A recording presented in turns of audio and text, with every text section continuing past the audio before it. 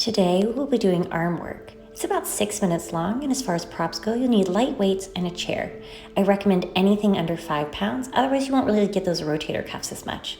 I'm using about 2-pound weights. I'm going to place them off to the side so I can go ahead and warm up my shoulders. Feet are nice and hip distance apart. Make sure that leg isn't kind of wandering off, but that the hips and knees and ankles are in alignment. As we gently roll our head from side to side, just kind of warming up those neck and shoulder muscles. Be sure you're keeping your mouth soft and relaxed as you do this gentle movement, side to side. Tuck that chin in nice and tight and stack it up.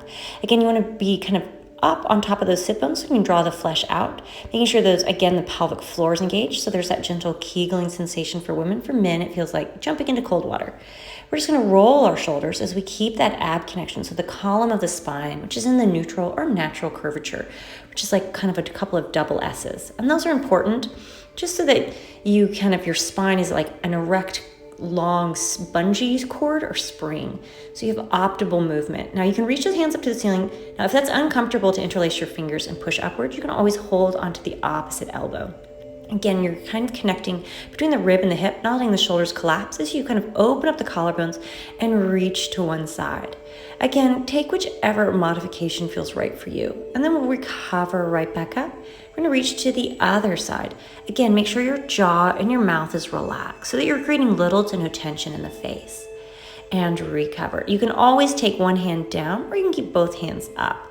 And again, if it's still too much, take your hand to your shoulder, or you can take it to the top of the head, but make sure you don't push on the head, creating tension in the neck. You want to kind of have a long, light touch on the top of the head. And recover. And again, we're going to do that to the other side, reaching up. You need to place a hand on head, shoulder, or kind of reaching it high as you take that stretch again, opening up between the rib and the hip. Still trying to keep those low abs engaged to support the spine and the back. Let's go ahead and roll those shoulders just one more time, kind of get a little bit more warmth in the body. Let's grab those light weights, again, anything under 5 pounds. Now, I want to focus on keeping my collarbones open and engaging my lats, not my upper trapezius. Partly that will help to keep my mouth slack and soft. Sometimes I take the tip of my tongue and I place it between the teeth and the gum line, kind of pushing upwards, making sure my knees are in line, not falling in. You can always put a block or a yoga mat or a ball between your inner thighs to create a little bit of more connection to the inner thighs if you tend to have your knees too wide. Again, keeping that nice connection all the way through the spine, and bring the hands slightly in front of the body without collapsing. So keep the collarbones open. You're going to reach forward and then right back and in for offering for 2. We're going to do 8 of each exercise today. Now you can always do more or less. Feel free to fast forward or pause the video at any point. Now, when I reach my arm back, I want to try not to bring my elbows behind my rib cage.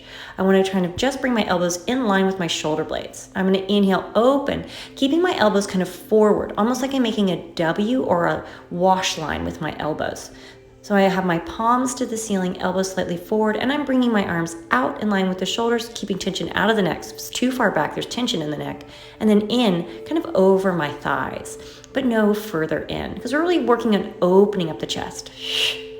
And keeping those abs connected in and out. Again, 8 of each exercise. You can do it along with me or do it at your own speed. Now draw those abs in, keeping those elbows under. So again, I'm keeping tension out of the neck. I'm going to bend my elbows in and out, making a small W to a big W for 2. Still keeping that column of the spine really lifted, narrowing those ribs like you're wearing really high-waisted, a little bit tight shorts. Again, keeping that Kegel or that pelvic floor engagement in and out. Now, keeping my shoulders down. So I want to feel like my shoulder blade is really kind of dropping, and you'll feel that slight shift in and out with the shoulder blade without lifting the shoulder to let the arm come up. Almost like the shoulders drop down for the arms to come up, like little ballerina arms. And now you can always pause this at any point and take a little bit of a break. No problem at all. We're just going to keep on going with our 8, 8, 8, 8, 8. Exhale. Drawing those abs in. So when I look up, I can see the balls in my peripheral vision. Now, without letting the shoulders come up, keep those shoulders down. We're going to bring the arms down to shoulder height and right back up. Keeping that nice strong connection, making sure our wrists are stable so we don't have droopy wrists at any point.